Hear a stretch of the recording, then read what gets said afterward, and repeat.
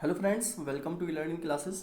Friends, आज है 19 जनवरी 2021 और 19 जनवरी के जितने भी इंपॉर्टेंट क्वेश्चंस हैं सारे क्वेश्चंस को हम डिस्कस करेंगे इस वीडियो में।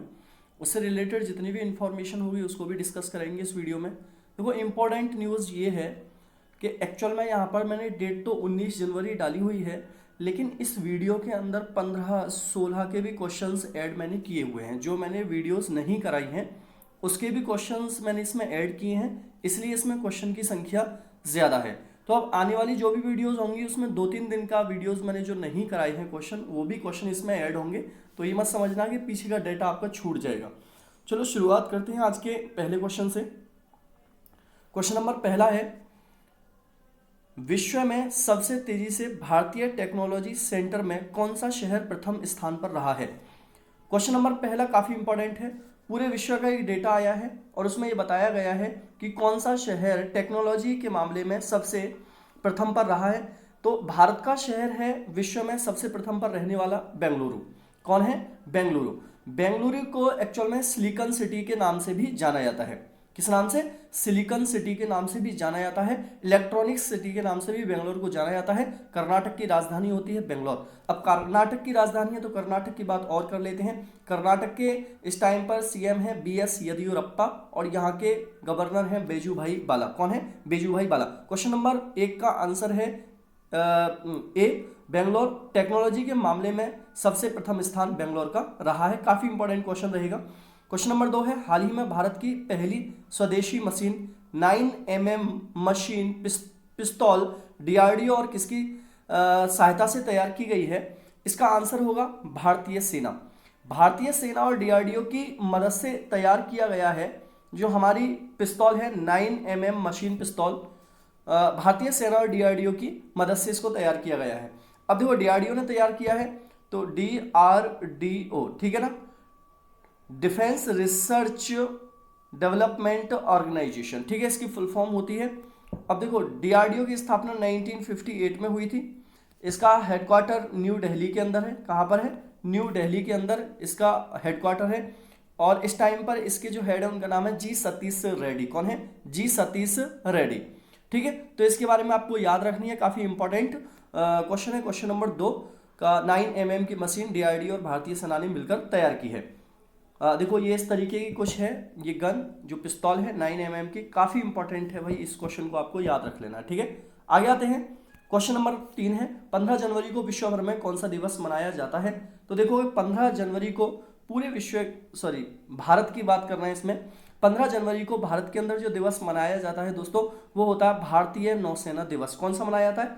भारतीय नौसेना दिवस 15 जनवरी को भारत के अंदर मनाया जाता है। तो क्वेश्चन नंबर 3 का आंसर सी है। इस क्वेश्चन को भी आपको याद रख लेना है। यह है भारतीय सेना का दिवस 15 जनवरी को मनाया जाता है। क्वेश्चन नंबर है 4, हाल ही में किस महिला क्रिकेटर ने सबसे तेज शतक लगाने का रिकॉर्ड बनाया है? वेरी वेरी मोस्ट इंपॉर्टेंट है। देखो, ये महिला क्रिकेटर है जिन्होंने महिलाओं में सबसे तेज शतक लगाने का रिकॉर्ड बनाया है। तो इनका नाम है सोफी डिवाइन। क्या नाम है? Sophie Devine. ये है कहाँ की? न्यूजीलैंड की। कहाँ की है? न्यूजीलैंड की है सोफी डिवाइन। एक्चुअल में न्यूजीलैंड की कप्तान भी हैं सोफी डिवाइन। इन्होंने 36 बॉल में 100 रन बनाए हैं। कितनी बॉल में? 36 बॉल में 100 रन बनाए हैं। अब देखो, न्यूजीलैंड की है तो न्यूजीलैंड की बात कर ले। न्यूजीलैंड की कैपिटल क्या है? वेलिंगटन। न्यूजीलैंड की करेंसी क्या है? डॉलर। न्यूजीलैंड की इस टाइम पर PM कौन है?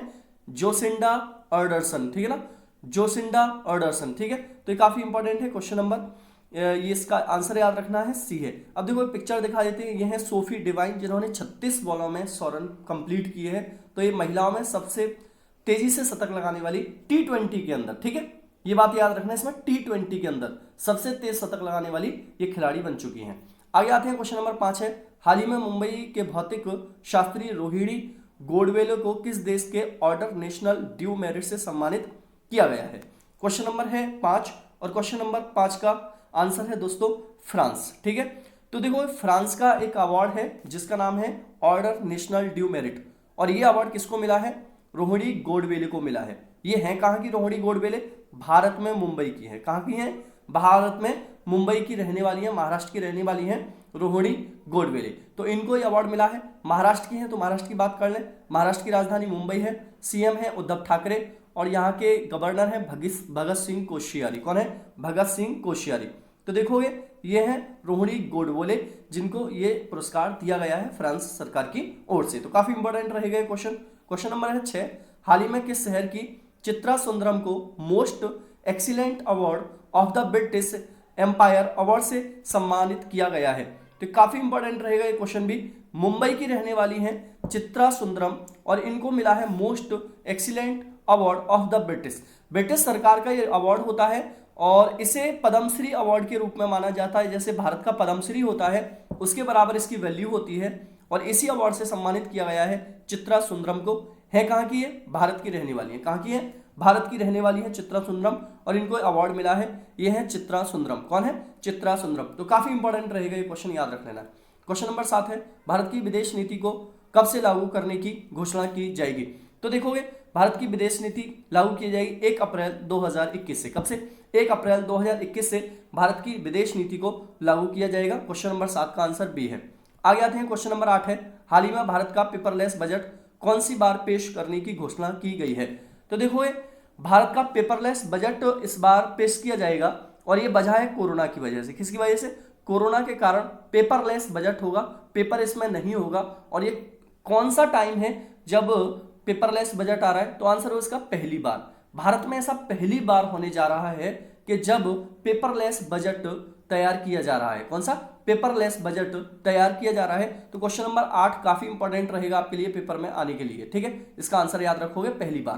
क्वेश्चन नंबर 9 है, एक रिपोर्ट के मुताबिक किस देश में सबसे अधिक अपराध दर्ज किए गए हैं?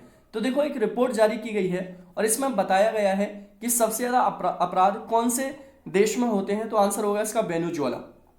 किसमें होते हैं? वेनेजुएला।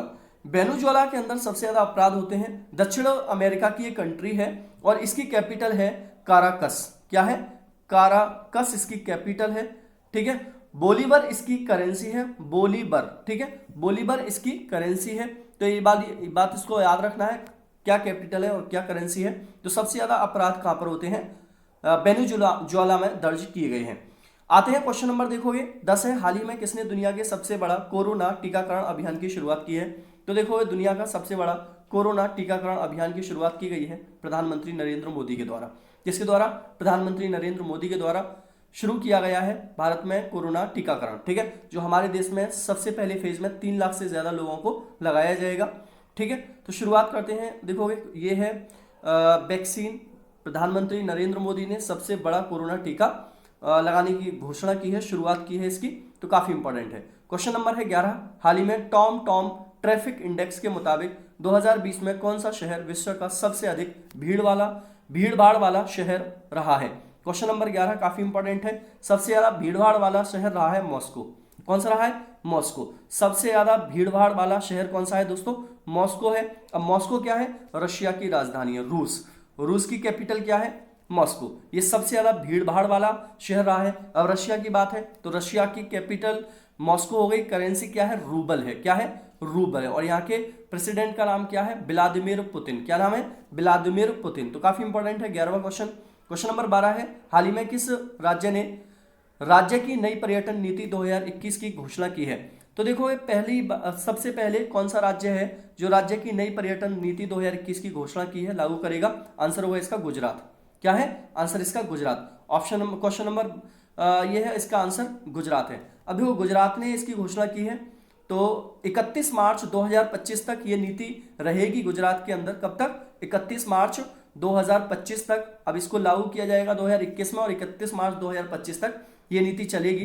गुजरात की बात है, गुजरात की राजधानी है गांधीनगर। क्या है? गांधीनगर। गुजरात के सीएम है विजय रूपानी। कौन है? विजय रूपानी। और यहाँ के गवर्नर का नाम है आचार्य देवव्रत। क्या नाम है? आचार्य देवव्रत। तो क्वेश्चन नंबर इसका आंसर याद रखोगे डी है। आगे आते हैं क्वेश्चन नंबर 13 है। देखो मैप के अंदर ये है गुजरात, जिसकी सीमा तटीय सीमा भी है और स्थलीय सीमा भी है। 1600 किलोमीटर की इसकी तटीय सीमा होती है, जो किसी भी तटीय सीमा में सबसे लंबी तटीय सीमा है। आते हैं क्वेश्चन नंबर 13 पर। क्वेश्चन नंबर 13 है, हाल ही में किसने जन जागरूकता अभियान सक्षम की शुरुआत की है?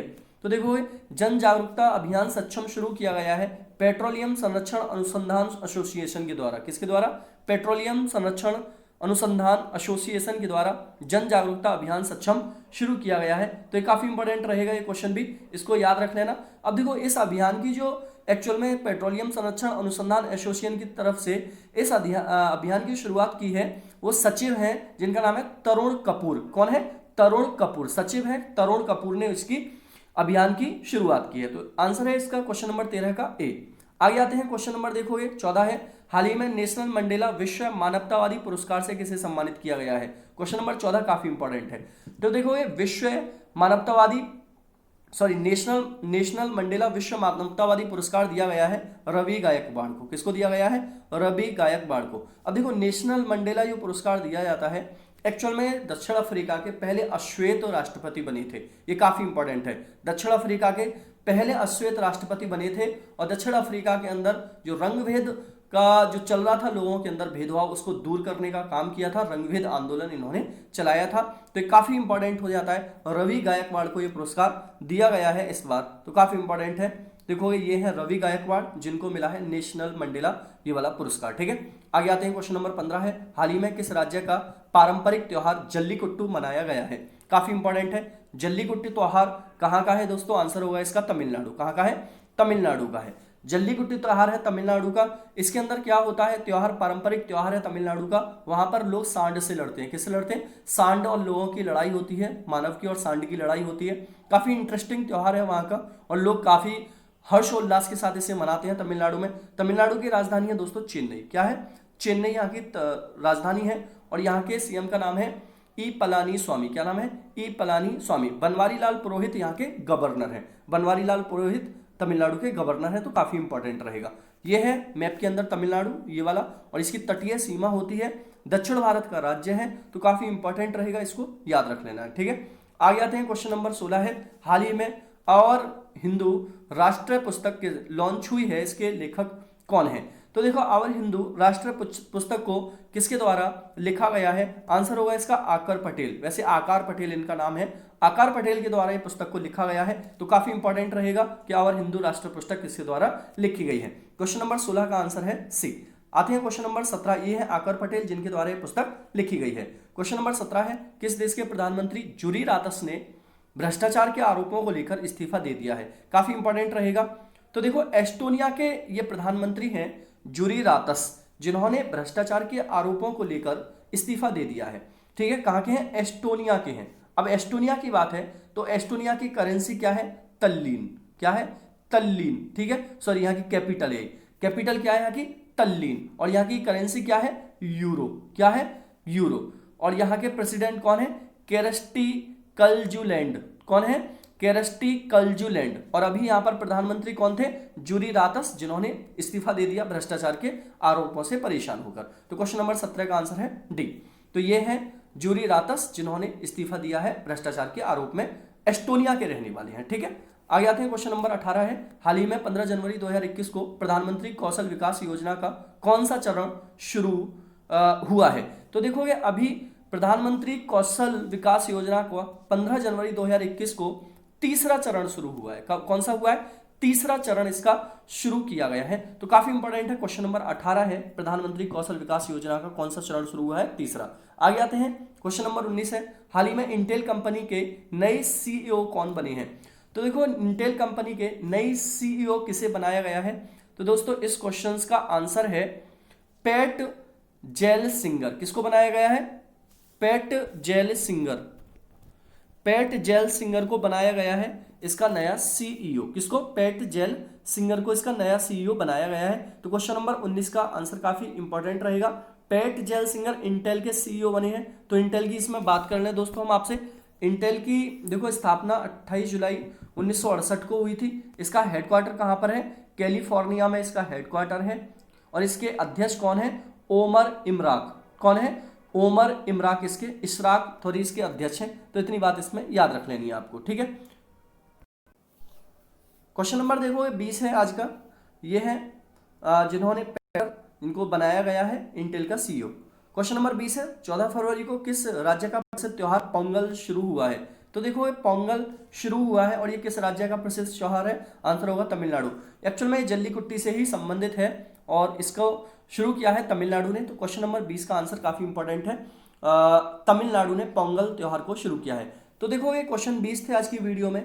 मुझे लगता है सभी को क्वेश्चन समझ में आए होंगे। वीडियो को ज़्यादा से ज़्यादा शेयर करो। और टुडे क्वेश्चन है दोस्तों, ये देखो तमिलनाडु है, पहले भी मैं दिखा चुका हूँ। टुडे क्वेश्चन है, हाल ही में बिम्स्टेक का अध्यक्ष कैसे नियुक्त किया गया है? सभी दोस्त इसका आंसर करोगे कमेंट बॉक्स में। मैं उम्मीद करता हूँ सभी को समझ आई होगी बात। चलो दोस्तों, मैं लेता हूँ आपसे विदा। Tata bye bye, take care.